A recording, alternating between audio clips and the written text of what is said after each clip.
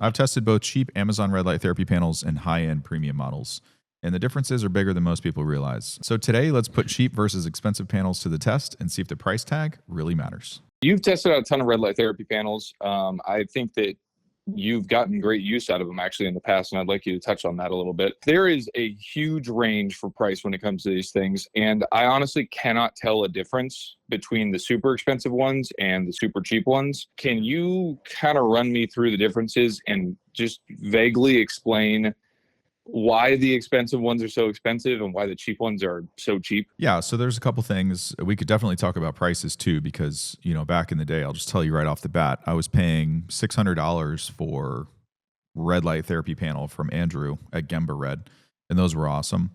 And back in the day, you could get something like a platinum LED for under $1,000. A lot of times, these companies have expanded to what they call max panels. They're wider, bigger. They do daisy chaining. They're up to thousands of dollars, which I think is crazy. But to circle back, the biggest thing that I notice between all those and something on Amazon, the Huga panels are getting better. But back in the day, a lot of them had cheap plastics. They had loud fans. There's a difference in wiring versus premium construction. Some of the actual like housings, I guess you can't see it off screen, but I've got 4 panels hanging for testing right there. A lot of times the housings wouldn't be grounded, or if you take something, and there's exceptions to the rule of this too, which I think makes this very interesting for the viewers, because unless you could see and touch and feel all these panels, you wouldn't know this, because you can't tell from the pictures on the internet or on the website. So you take a expensive panel like a Juve, it's got a plastic housing, plastic stand. It's not grounded because you can't ground it. So you pay all this money. Yeah. It's got high electric fields. And something like, in that case, you'd be better off with an Amazon panel like a Huga, Okay. So, but when you see and touch and feel these things, there are differences when you actually use them. It's kind of like the saunas, you can feel the build quality, you can tell. Now, where that changes is, does it actually make a difference in your red light therapy? Are you still getting photobiomodulation from a cheap panel just as you would from expensive? So here's where the rubber meets the road, and that's your second point, is the light output. There can be a measurable difference in power and consistency of using, a decently built panel versus a poor. You can get a panel on Amazon for $150 that says it's got 660 nanometer wavelength in it, which it does, but it's very low output LEDs. There'll be like 4 watt LEDs or something. So the issue here is then, unless you're doing skin contact therapy, Andrew talks about this a lot. He's got great blogs if you want to check him out. Better info than I have. But a lot of this stuff, when I got out of leukemia treatment, I was using red light therapy both the right way and the wrong way to try to heal neuropathy in my feet and hands. And so, we can read studies and do this and do that until we're blue in the face. But when you're in a dire straits situation like that, you'll do anything to try and get the benefit. And so unless, you're doing, back to the cheap Amazon, type panels, 4 watt LEDs, unless you're doing skin contact therapy, or you have a device where you can do really, really, really close range, similar to skin contact, you're not going to set that up across the room for you and get photobiomodulation. It's just not going to happen. So if you plan to use your red light therapy while you're on the treadmill, or from overhead, or somewhere where there's great distance between you and the panel, output and power and the actual lenses that are used are going to start mattering more and more and more. So for one person to say, oh, that's good enough, you don't need to spend more money, a lot of that comes down to application too. How are you using this thing? Because you could be just, thinking you're getting red light therapy, and it's like having a red light bulb in your ceiling. You're not getting anything. I see numbers when I'm looking at red light therapy panels. I don't know what they mean. Is there a range in which you need to make sure the red light therapy panel can output? Or does that make sense? Like, is there a range you would follow that you wouldn't buy anything that's below this output, and above this output might be overdoing it? Well, sure. You could watch a couple of my other videos that talks about dosing. You could look at anybody's dosing calculator and get like a, but it's going to differ depending on the device. So if I tell you a number right now, that might change if you choose to get something else. So it's better if we talk about that in regard to a particular category of panels. So not a desktop. Actually, I have one somewhere. It's not within arm's reach, but maybe next video I can have a desktop one here, and I'll just turn it on and show you what I mean. But yeah, it would be better to reference, especially a range of output. Typically, they measure them in milliwatts a centimeter squared at a certain distance, measured in inches. And so you could use any dosing calculator from there and figure out what a normal treatment length or distance protocol would look like.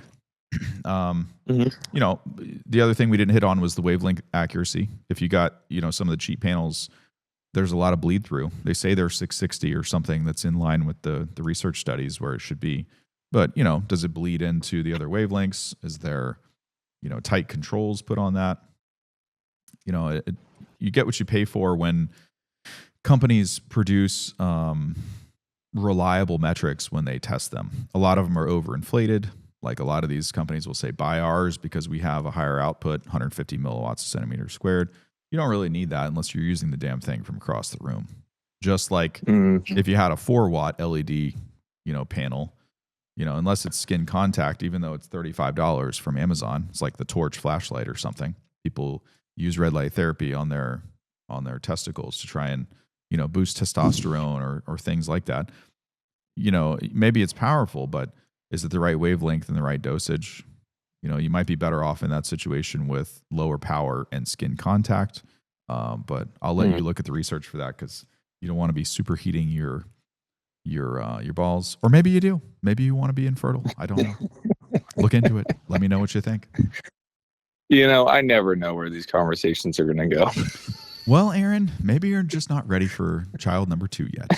The other thing is safety concerns. I touched on this when I said panels aren't grounded, but a lot of people think of this in terms of EMF. Unless you got skin contact panels, EMF is going to be less important because usually there's a distance between you and the equipment.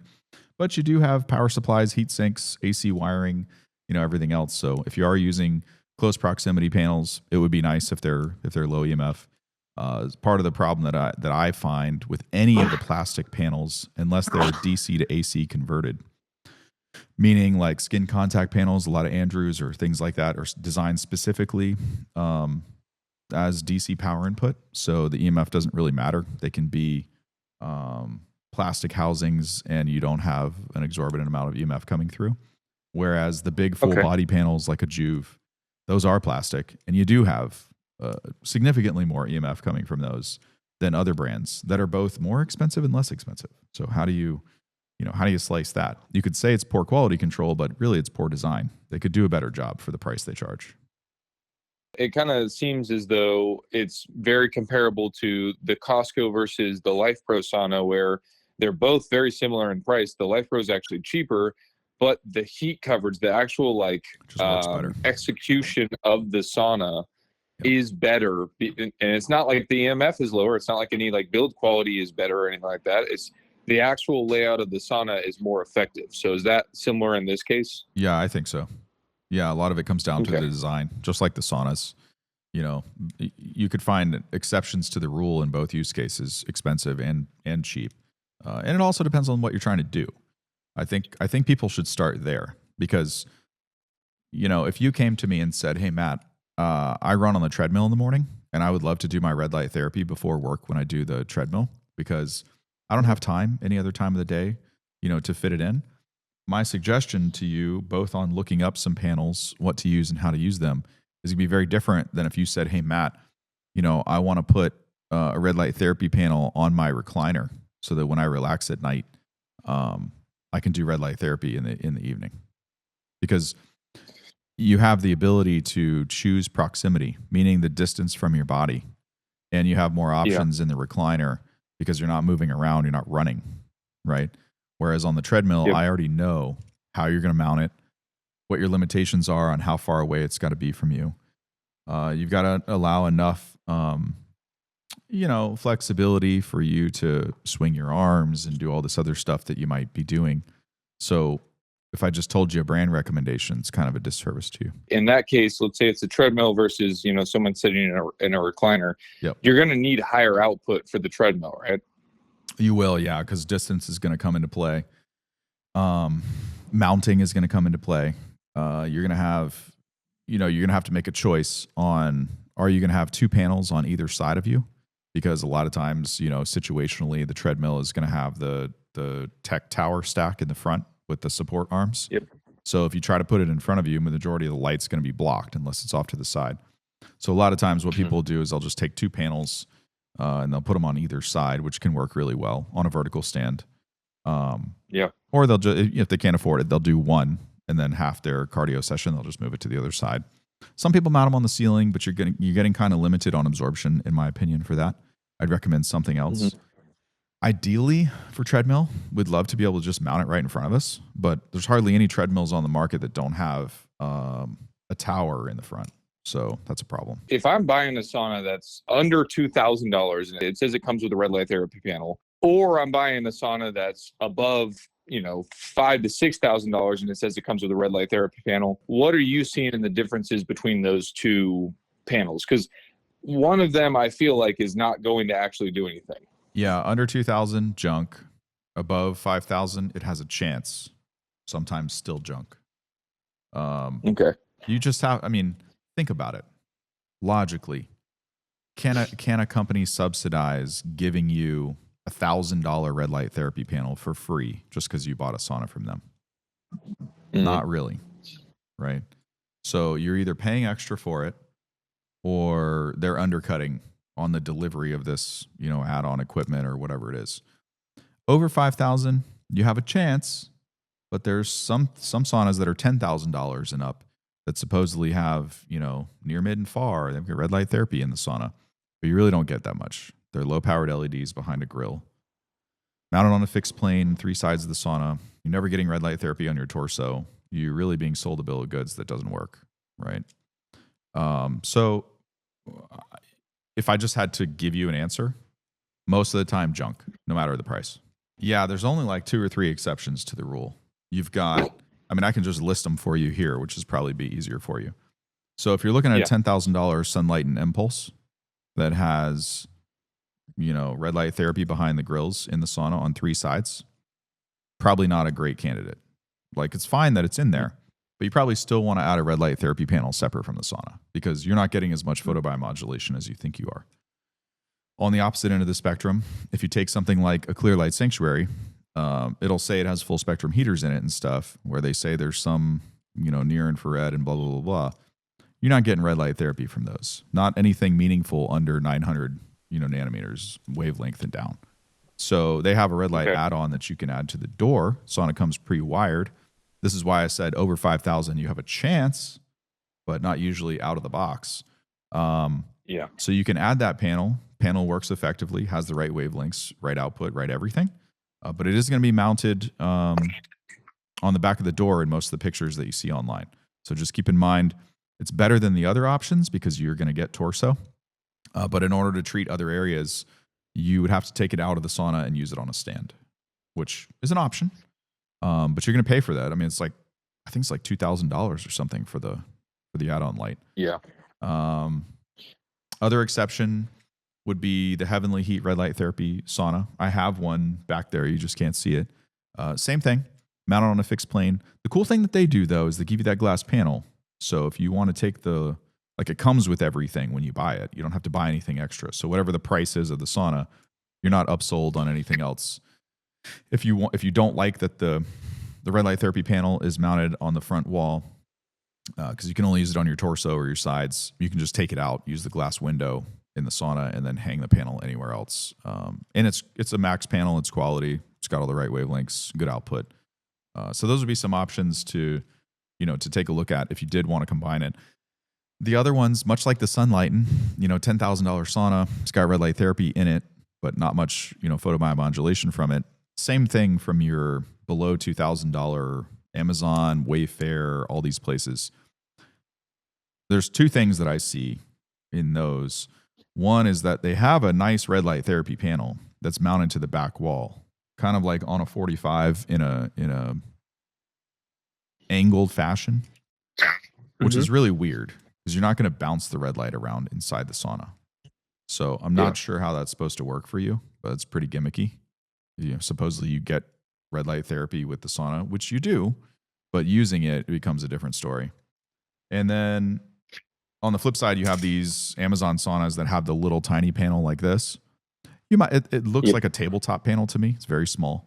You might get some red light therapy, from that, but it's not going to compare to like a giant panel that I have hanging right there. What is the cheapest red light therapy panel that you could recommend? And then what is the one that you've bought that's expensive, but you're like, it's worth the money? Well, if you look at my list on my website or the Facebook group, you can kind of see the ones that I've tried that I like. Some of them are, when you just ask me for a cheap panel, I immediately go to, well, how are you going to use it? Because you could say the cheapest thing you could get is like a helmet or a face mask, which I've tried.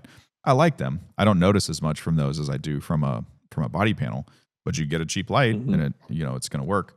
But if you check out that list, I think you'll see some options on there for the different sizes. But I think for, I don't know, $400 to $600, you can get something that's, inexpensive from the list. And kind of like the saunas, I think it starts to get out of control, like over $2,000. Who needs to pay $4,000 for some gigantic, red light therapy thing in a stand? It's kind of like, this over here is a DIY test that I have going. There's 4 panels hanging from the ceiling. I've made a couple videos on it. Why am I doing that? Because I think it's insane to pay $40,000 for a light therapy bed. Because I can replicate, 70% of the benefits with something like this. And each one of those panels were only, I don't know, 800. Let's just say they're $1,000. So for 4,000, I'm doing 70% of what a $40,000 or $35,000 red light therapy bed will do. So this is me, this is my personality. I think after you get to a couple $1,000s, you shouldn't really need to spend more than that for red light therapy in a stand. I will say, I think it's worth the money to spend for a horizontal stand because you'll actually do more red light therapy if you can lay underneath it. You think where it really comes into play is once you do get a good panel, you think the setup is partially more important. Yeah, because I could be alone in this, but this is the truth, man. Like everyone shows these pictures. Oh, it's easy to mount. Put it on the back of your bathroom door, and then all you have to do is stand 5 minutes on your front, 5 minutes on your back. I'm just standing there staring at a door. It's like, it's fine. I'll do it a couple times. But after I do that, like 2 or 3 times a week, I'm kind of like, well, this sucks. I don't really just want to stand in front of the door. I could be doing something else. And when you're facing it, like it's so bright, even if whether you wear eye protection or not, that's a whole different deal. It's not like you can do anything else. You can't see anything. So you can't do email. You're not gonna be reading a book. When I do the lie down stuff, I can. It's better for me. So at the end of the day, most panels will turn on and shine light, but the difference between cheap and premium is, how you want to use it, comfort, safety, and really the thing that matters is the actual results that you get. So you don't always need the most expensive option. In some cases, you'd be better off with not the most expensive option. But if you want reliable performance, a well-built panel is usually worth the investment, lasts you a long time, and it's going to be the best choice for you.